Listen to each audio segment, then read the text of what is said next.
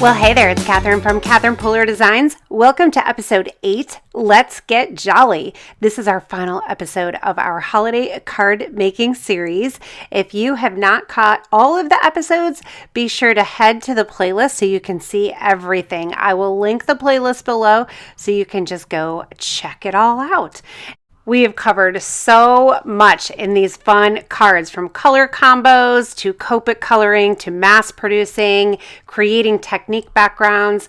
Be sure to go watch it all because there's so much to inspire you. But in episode 8, we're going to create this card using several techniques, from ink blending on a stamp to embossing, layering, and more. We're going to use the Let's Go Skating stamp set. The star of the show on this one is this gorgeous ice skate stamp. But on this card, we're not going to use the skate. We're going to use all that gorgeous greenery. I want to share some sample ideas so you can see how to use the skate and how to incorporate the greenery. Here are some card samples we created. I did some of our brand ambassadors did some. I love the look of the ice skate with ink blending on the stamp, and then embellished with some of the little accoutrement stamps in this set. And then you can also just use those pine cones on their own like this. This card has a gorgeous technique piece behind with some stenciling with our big snowflake stencil.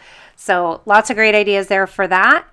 Our color combo here is Rockin Red, Cranberry Fizz, Melon Ice, Martini, and then a pop of Tranquil, which brings a fun little twist to this traditional color palette. I'm going to use the Halo embossing glitter. This is a clear embossing powder with clear glitter in it. Brings a lot of sparkle to your projects, and it's super versatile. When choosing this color palette, I knew I wanted to use reds and greens, so I pulled out my color wheel. Our color wheel is a free download in our shop. I will link it below for you, and it's a perfect tool for helping you pick out your color combinations. I knew that Martini and Melon Ice were our yellow greens from the color wheel. The first thing I want to do is the little winter florals that I'm going to add to the card. So I inked with Rockin Red first, and then I just dabbed the edges of my flower on the Cranberry Fizz ink pads, and that darkened up the edges of those petals, which gives great dimension to your stamped image. Now, when you just touch your ink pad to your stamp along the edge like that, you might get harsh lines. So in order to avoid those, take an ink blending brush and gently dab your ink blending brush onto your stamp, and that will blend out the lines in between. Now, I used an acrylic block for this. A lot of times, especially if I'm using a larger stamp image, I will use my stamping platform. Sometimes I need to stamp it a couple times to get the darker parts of the stamped image dark enough and make sure there's enough contrast. And then also sometimes when I stamp, I might have harsh lines that I tried to get rid of and it didn't quite work out. So if you're using larger images, definitely this is helpful. When I'm doing an arrangement of foliage like this, I like to stamp and die cut more pieces that I'm going to need, and then I have more flexibility with how I'm going to arrange, and then sometimes I have enough leftovers for another card. So I stamped a few out, and then I'm using a little bit of the Spellbinders yellow tape to hold them in place while I run them through my die cutting machine. And then this one has secondary stamps. So there's a holly that stamps on the branch. You can do brown. I use s'mores here, and then green leaves, or you can do green stem with green leaves. Which do you prefer? And then this little sprig is my favorite. It's so cute. So I stamped the greenery first, die cut it, and then added the little berries on. I have all kinds of greenery all ready to go. I'm going to use these Scallops and Dots dies. I cut out several different layers. At first, I wasn't sure which sizes I was going to use, so I just cut out a few to have them ready and on hand. Then I'm going to use the Dasher stamp set. It has this great little snowflake in there. I'm going to stamp it in Tranquil on that layer. I think Tranquil with this red and yellow green is an absolute stunning color combo. And then the Holly Jolly. I wanted to really pop this out, so I thought, let's glitter this up. So Catherine Pooler inks are very juicy. They stay wet for a few seconds. So if you noticed, I was pretty quick when I did this. I dipped and dabbed the holly into the ink pad, and then when I pulled it up, it's wet, just dip it right into that embossing glitter and then heat set it.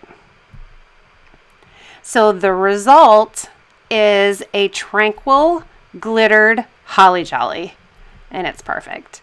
And I didn't really give you a very good look of it at the end there. I think I got just so excited about using this halo embossing glitter, and I wanted to put it on the center of the little poinsettia flower, and it just looks really, really cute. And then I'm going to take the scalloped layer, put it on the card front, and then my foam tape onto the dotted layer. I'll add the Holly Jolly on the right, and then I have a bunch of white space on the left. So what are we going to do there? Well, we're going to cute it up. That's what. So I'm grabbing the Winter Frames die. This one is a staple, you guys. If you don't have it, definitely add it to your stash. Has this cute little banner die that works with our holiday one-liner stamp set, along with our thoughtful phrases and our original one-liners. So all those little straight font sentiments are going to fit right into that banner. And then it has 2 classic snowflakes that I use all the time that actually go with our Snow Mini Flakes dies. So then with those, you'll have, I think it's 7 snowflakes all together, all in the same art style in graduated sizes. So those are 2 products that work really well together. And then I'm going to do Let's Get Jolly. Again, that's from the Holiday One-Liner Stamp Set. Holly Jolly, Let's Get Jolly. That's just super fun. And what do you guys think about that beautiful red poinsettia flower with the snowflakes and that Tranquil color? That looks so good. Gorgeous. So I'm just using my Barely Arts glue. Just give me a minute. I'm obsessing over this.